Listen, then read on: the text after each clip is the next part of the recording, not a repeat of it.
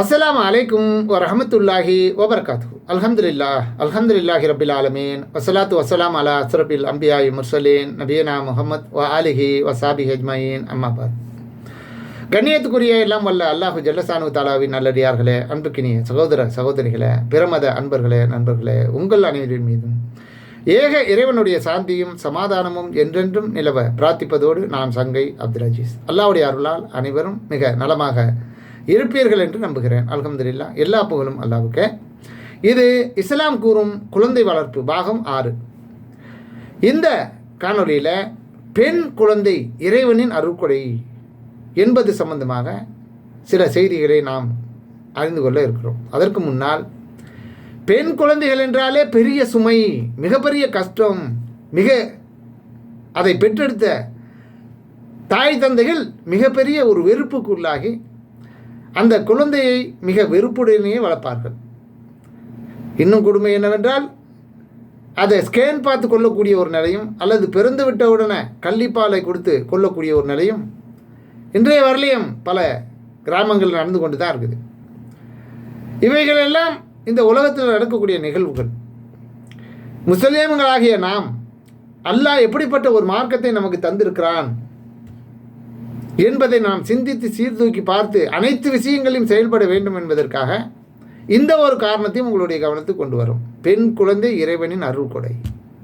இதை யாரும் மறந்துவிடக்கூடாது. இதை பற்றி அல்லாஹ்வின் தூதர் ஸல்லல்லாஹு அலைஹி வஸல்லம் அவர்கள் கூறுகிறார்கள், ஒரு மனிதன் இறந்துவிட்டால் 3 செயல்களை தவிர மற்ற அனைத்துமே அவனுக்கு பயன் தராமல் நின்று விடுகின்றன, அறுபட்டு விடுகின்றன. எந்த ஒரு இதுவும் நடக்காது. அந்த 3 செயல்கள் என்ன? ஒன்று, நிலையான தர்மம், என்றென்று மக்களுக்கு பலன் தரக்கூடிய தர்மம். இரண்டாவது, பிறருக்கு பயன்பெறும் வகையில் அவன் கற்றுக் கொடுத்த கல்வி. மூன்றாவது, அவனுக்காக பிரார்த்தனை செய்கின்ற அவனுடைய நல்லொழுக்கம் உள்ள குழந்தைகள் என்று அல்லாஹ்வின் தூதர் ஸல்லல்லாஹு அலைஹி வஸல்லம் அவர்கள் கூறிய இந்த செய்தியை நீங்கள் முஸ்லீமில் 3358வது ஹதீஸாக பார்க்கலாம். குழந்தைகளை நாம் அன்புடனும் ஒழுக்கத்துடன் வளர்த்தோம் என்றால் நாம் மரணித்து விட்ட பிறகும் நமக்காக அந்த குழந்தைகள் இறைவனிடம் பிரார்த்தனை செய்து கொண்டே இருப்பார்கள். இதை பற்றி அல்லாஹ்வின் தூதர் ஸல்லல்லாஹு அலைஹி வஸல்லம் அவர்கள் கூறுகிறார்கள், கண்ணியமும் மகத்துவமும் மிக்க இறைவன் சொர்க்கத்தில் ஒரு அடியானின் தகுதியை உயர்த்துவான். சொர்க்கத்தில் ஒரு அடியானுடைய அவனுடைய தகுதியை உயர்த்துறான். அப்போது அந்த அடியான், இறைவா, இது எனக்கு எப்படி கிடைத்தது என்று அவன் கேட்கும்போது, இது உனக்காக உன்னுடைய பிள்ளைகள் பாவ மன்னிப்பு கேட்டதன் அடிப்படையில் அதனால் உனக்கு கிடைத்தது என்று இறைவன் விடையளிக்கிறான் என்று அல்லாஹ்வின் தூதர் ஸல்லல்லாஹு அலைஹி வஸல்லம் அவர்கள் சொல்லக்கூடிய இந்த செய்தியை நீங்கள் அகமது என்ற நூலில் 10602வது ஹதீஸாக நீங்கள் பார்க்கலாம். அவ்வளவு பெரிய பாக்கியம் நமக்கு கிடைப்பதற்கு நாம் செய்ய வேண்டியதெல்லாம், இவ்வளவு பெரிய பாக்கியம் நமக்கு கிடைக்க வேண்டுமென்றால் அதற்காக நாம் செய்ய வேண்டியது நமது குழந்தைகளை நல்ல ஒழுக்கம் உள்ள பிள்ளைகளாக நல்ல முறையில் வளர்த்தாலே போதும். மார்க்கப்பற்றுள்ள பிள்ளைகளாக, அல்லாஹ்வுக்கும் அல்லாஹ்வுடைய தூதருக்கும் அஞ்சக்கூடிய பிள்ளைகளாக, அல்லாஹ்வும் ரசூலும் சொல்லிக் கொடுத்த அந்த மார்க்கத்தை, எளிமையான அந்த இஸ்லாமிய மார்க்கத்தை பின்பற்றக்கூடிய மக்களாக நாம் வளர்க்க வேண்டும். அதற்கு முழுக்க பெற்றோர்கள் தான் பொறுப்பு. இதை அவர்கிட்ட அனுப்புகிறேன், அந்த அறிஞர்கிட்ட அனுப்புகிறேன், இந்த வேலையெல்லாம் நடக்காது. உங்கள் பிள்ளைகளுக்கு நல்ல ஒழுக்கத்தையும் நல்ல கல்வியும் மார்க்கத்தையும் கற்றுக் கொடுக்க ஒரு பொறுப்பு உங்களுக்கு உள்ள, அதுக்கு அந்த அளவுக்கு வேறு எவனுக்கும் வராது. காசை வாங்கிக்கிட்டு எதுக்காக எவனும் அப்படி செய்ய மாட்டான். அதை கவனத்தில் கொண்டு நம்ம செயல்படணும். நாம் தான் நம்ம குழந்தைகளை நல்லொழுக்கம் பிள்ளைகளாக ஒவ்வொரு காரியத்தையும் கண்ணும் கருத்துமாக அதுக்கு சொல்லிக் கொடுத்து வளர்க்க வேண்டும். அதற்கு குழந்தைகள் நமக்கு கிடைத்த மிகப்பெரிய பாக்கியம், மிகப்பெரிய, அதாவது சொர்க்கத்தில் நாம் நன்மைகளை அடைவதற்கு, உயர்ந்த அந்தஸ்துகளை பெறுவதற்கு நம்ம குழந்தைகள் இறைவன் நமக்கு வழங்கிய பாக்கியமாக கருத வேண்டும், நினைக்க வேண்டும். அதிலும் பெண் குழந்தை என்றால் அது மிக பெரும் பாக்கியம். என்று நாம் புரிந்து கொள்ள வேண்டும். குழந்தைகளை கொல்வது பெரும் பாவம். பொருளாதார சுமை அதிகரிக்கும் என்று எண்ணி கொண்டு நமது குழந்தைகளை நாம் கொன்று விடக்கூடாது. இறைவனுடைய எச்சரிக்கை மிக கடுமையாக இருக்கிறது. இதோ அல்லாஹ் கூறுகிறான், வறுமைக்கு அஞ்சி உங்கள் குழந்தைகளை நீங்கள் கொன்று விடாதீர்கள், அவர்களுக்கும் உங்களுக்கும் நாமே உணவளிக்கிறோம் என்று அல்லாஹ் ரபுல் ஆலமீன் 17வது அத்தியாயம் 31வது வசனத்தில் அல்லாஹ் சொல்லி காட்டுகிறார். இந்த எச்சரிக்கையோடு சேர்த்து நமக்கும் நமது குழந்தைகளுக்கும் தேவையான அளவிற்கு இறைவன் பொறுப்பு என்கின்ற வாக்குறுதியும் அல்லாஹ் தந்தது. நமக்கும் அவன் உணவளிக்க பொறுப்பாளி, நம்முடைய குழந்தைகளுக்கு அவன்தான் உணவளிக்க பொறுப்பாளி என்று அந்த பொறுப்பை தன்னுடையது என்று அல்லாஹ் நமக்கு அறிவுறுத்துகிறான். அதனால் அந்த பொறுப்பு அல்லாஹ்விடம் உள்ளது. அதை எவனாலும் தட்டி கழிக்க முடியாது என்பதில் உறுதியான நம்பிக்கை கொள்ள வேண்டும். மேலும் ஆண் குழந்தையாக இருந்தாலும் பெண் குழந்தையாக இருந்தாலும் அதுவும் அல்லாஹ்வின் விருப்பப்படி அவன் தந்தது தான் என்று பெற்றுக்கொண்டு பெருமை கொள்ள வேண்டும், நன்றி பாராட்ட வேண்டும். யாரையும் காணக்கூடாது. இவ்வுலக வாழ்க்கை என்ற பரீட்சையில் இறைவன் நாடியவாறு தான் நாடியோருக்கு பரீட்சைகளை அமைத்திருக்கிறான், அதற்கேற்ப உறவுகளை அமைத்து தருகிறான் என்பதை சரியாக நம்ம புரிந்து கொள்ளும். வானங்கள் மற்றும் பூமியின் ஆட்சி அல்லாஹ்வுக்கே உரியது. அவன் நாடியதை படைக்கின்றான். தான் நாடியோருக்கு பெண் குழந்தைகளை வழங்குகிறான், தான் நாடியோருக்கு ஆண் குழந்தைகளை வழங்குகின்றான், அல்லது ஆண்களையும் பெண்களையும் சேர்த்தே அவர்களுக்கு வழங்குகிறான். மேலும் தான் நாடியோரை ஆணும் இல்லை கொடுக்காம பெண் குழந்தையும் கொடுக்காம மலடாக ஆக்கிவிடுகிறான். அவன் அறிந்தவன், ஆற்றல் உடையவன். யாருக்கு கொடுக்க வேண்டும் என்று அவன் அறிந்தவன், அதற்குரிய ஆற்றலும் உடையவன் என்று அல்லாஹ் ரப்புல் ஆலமீன் 42வது அத்தியாயம் 49, 50 ஆகிய வசனங்களில் மிக தெளிவாக, எளிமையாக, சுருக்கமாக, விளங்கும்படியாக சொல்லி காட்டுகிறான். அல்லாஹ் என்றால் வணக்கத்துக்கு தகுதி வாய்ந்த ஒரே இறைவன் என்று பொருள் இல்லையா? இவைகளை சரியாக நாம் புரிந்து கொண்டு செயல்பட வேண்டும். வணக்கத்துக்குரியவன் அவன் மட்டும்தான், அவனை மட்டும்தான் நாம் வணங்க வேண்டும் இல்லையா? அதை சரியாக புரிந்து கொண்டு அவன் சொன்ன செயலை அப்படியே கேட்டு நடப்பதுக்கு பேர் வணக்கம். மாற்றாமல், கூட்டாமல், குறைக்காமல் சொன்னதை சொன்னபடி நம்ப வேண்டும், சொன்னதை சொன்னபடி செய்ய வேண்டும். தாங்கள் பெற்ற பெண் குழந்தைகளை கண்டு வெறுப்பு அடைகின்ற பெற்றோர்களை இறைவன் கடுமையாக சாடுகிறான். பெண் குழந்தைகளை வெறுப்பது மிகப்பெரிய குற்றம், மிகப்பெரிய பாவம். தாங்கள் பெற்ற பெண் குழந்தைகளை கண்டு வெறுப்பு அடைகின்ற பெற்றோர்களை இறைவன் கடுமையாக சாடுகிறான், கோபப்படுகிறான், எச்சரிக்கிறான்.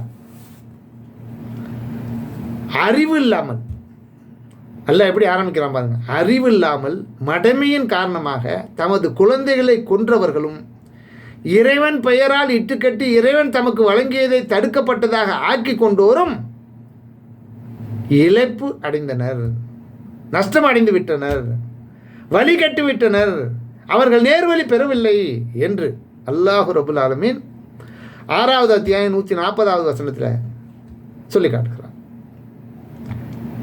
எனவே அன்புக்குரிய சகோதர சகோதரிகளே, பிரமத அன்பர்களே, நண்பர்களே, தெளிவாக இறைவன் உங்களுடைய மொழியில் உங்களுக்கு புரிகிற, உங்கள் அறிவுக்கு தக்கவாறு மிக தெளிவாக அல்லாஹ் சொல்லி காட்டுகிறார். சிந்தித்து சீர்தூக்கி பாருங்கள்.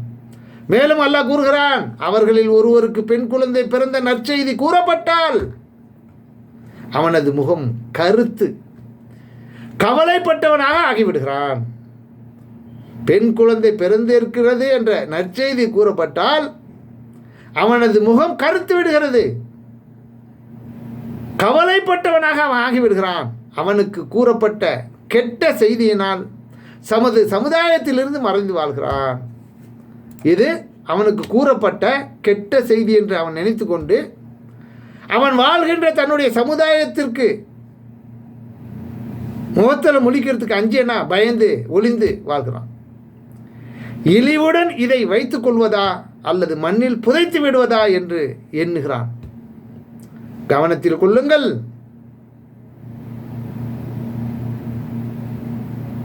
அவன் தீர்ப்பளிப்பது மிகவும் கெட்டது.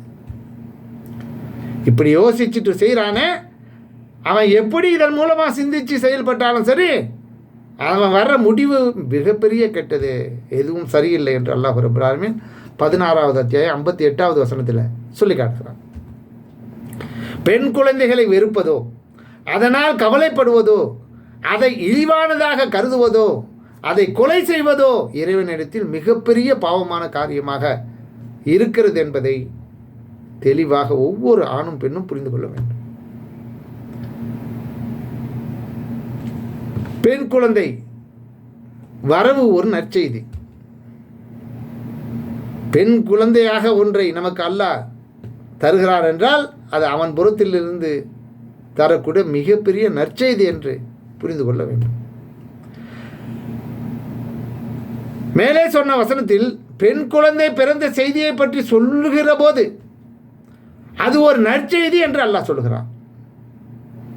இதை நீங்கள் சிந்திச்சு பார்க்கணும். அல்லாஹ் ஆரம்பிக்கிற என்ற வார்த்தை, பெண் குழந்தை உனக்கு பிறந்திருக்கிறது என்ற ஒரு சொல் உனக்கு சொல்லப்படுமையானால் அது இறைவன் படத்திலிருந்து உனக்கு வரக்கூடிய நற்செய்தி. பெண் குழந்தைகளை வெறுப்பவர்கள் இதை சிந்தித்து பார்க்க வேண்டும். பெண் குழந்தைகள் நமக்கு பாரமாக இருக்கும் என்றால் இறைவன் அதை நற்செய்தி என்று நமக்கு சொல்லி காட்டுவானா என்று நீங்கள் சிந்தித்து பார்க்க வேண்டும். இறை வேதம் அல்லாஹ்வுடைய திருக்குர்ஆன் இறை வேதம்தான், அவன் புறத்திலிருந்து அனுப்பப்பட்டதுதான் என்று நீங்கள் நம்பினால் இப்படிப்பட்ட ஒரு செய்தியை சொல்லுவானா நமக்கு என்று நீங்கள் சிந்தித்து பார்க்கணும், சீர்தூக்கி பார்க்கணும். நபிகள் நாயகம் ஸல்லல்லாஹு அலைஹி வஸல்லம் அவர்கள் கூறுகிறார்கள், ஒருவருக்கு பெண் குழந்தை பிறந்து விட்டால் அந்த இடத்திற்கு அல்லாஹ் வானவர்களை அனுப்புகிறானாம். பெண் குழந்தை பிறக்குது, அந்த இடத்திற்கு வானவர்களை அல்லாஹ் அனுப்புகிறான். அவர்கள் அங்கு கூறுவார்கள், அந்த வீட்டுக்கு வந்து அவர்கள் கூறுவார்களா, வீட்டில் உள்ளவர்களே உங்கள் மீது சாந்தி உண்டாகட்டும். சலாம் சொல்கிறாங்க. முதல்ல எந்த வீட்டில் பெண் குழந்தை பிறக்க போகுதோ அந்த நேரத்தில் வானவர்கள் அந்த வீட்டுக்கு வந்து அந்த வீட்டில் இருப்பவர்களுக்கு சலாம் கூறுகிறார்கள். இது நமக்கு தெரியாது, படித்தவன் அனுப்புகிறான், அவன் சொன்னால் தான் நமக்கு தெரியும். அவனுடைய திருத்தூதர் ஸல்லல்லாஹு அலைஹி வஸல்லம் அவர்கள் சொல்கிறார்கள். அவர்கள் அங்கு கூறுவார்கள், வீட்டில் உள்ளவர்களே உங்கள் மீது, வீட்டில் உள்ளவர்கள் அனைவருக்கும் உங்கள் மீது சாந்தி உண்டாகட்டும். அதற்கு பின்னர் அக்குழந்தையை தன் இறக்கைகளால் அரவணைத்துக் கொள்கிறார்கள். நீங்கள் தூக்கி தள்ளாடி அதை கொஞ்சுகிறதுக்கு முன்னாடி வானவர்கள் அதை தூக்கி தன்னுடைய இறக்கை, வானவர்கள் பறப்பதற்கு இறக்கை இருக்கு இல்லையா, பறவைகள் போல, என்ன தன் இறக்கைகளால் அரவணைத்துக் கொள்கிறார்கள். மேலும் அதன் தலை மீது தங்களுடைய கரங்களால் தடவியவாறு கூறுகின்றார்கள். என்ன கூறுகிறார்கள்? இது ஒரு பலவீனமான ஆன்மாவாகும், இது ஒரு பலவீனமாக ஆன்மாவாகும். இந்த குழந்தையை பாதுகாத்து வளர்ப்பவருக்கு மறுமை நாள் வரையில் இறைவனின் உதவி கிடைத்து கொண்டே இருக்கும் என்று வானவர்கள் கூறுகிறார்கள் என்று நபிகள் நாயகம் ஸல்லல்லாஹு அலைஹி வஸல்லம் அவர்கள் கூறிய இந்த செய்தியை நபீத் இப்னு சுரைஹ் ரலியல்லாஹு அன்ஹு அவர்கள் அறிவிக்கக்கூடிய இந்த செய்தி அல் முஜமுஸ் சஹீர் என்ற நூலில் 243வது செய்தியாக இடம்பெற்றது. மேலும் நபி ஸல்லல்லாஹு அலைஹி வஸல்லம் அவர்கள், யார் 2 பெண் குழந்தைகளை அவர்கள் பருவ வயது அடைகிற வரை பொறுப்பேற்று கண்ணும் கருத்துமாக வளர்க்கிறாரோ அவரும் நானும் மறுமை நாளில் இப்படி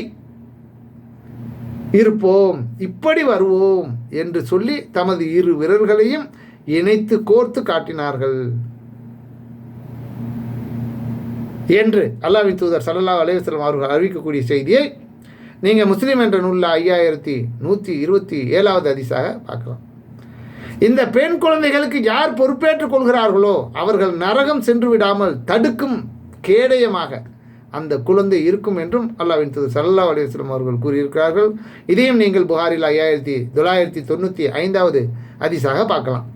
பெண் குழந்தைகளை ஒழுக்கமான முறையில் வளர்த்து ஆளாக்கும் போது அதுவே இம்மையில் தொடர்ந்து இறை உதவி கிடைப்பதற்கும் மறுமையில் நாம் சொர்க்கத்திற்கு செல்வதற்கும் காரணமாகி விடுகிறது என்பதை புரிந்து கொண்டு அதன்படி செயல்பட வேண்டும் என்ற அன்பையான பணிவான கோரிக்கையை ஒவ்வொரு தாய் தந்தைக்கு முன் வைத்து இந்த காணொலியை நிறைவு செய்கிறேன். நன்றி. தேங்க்ஸ் ஃபார் வாட்சிங். ஜஸாக்கல்லாஹ் ஹைரா.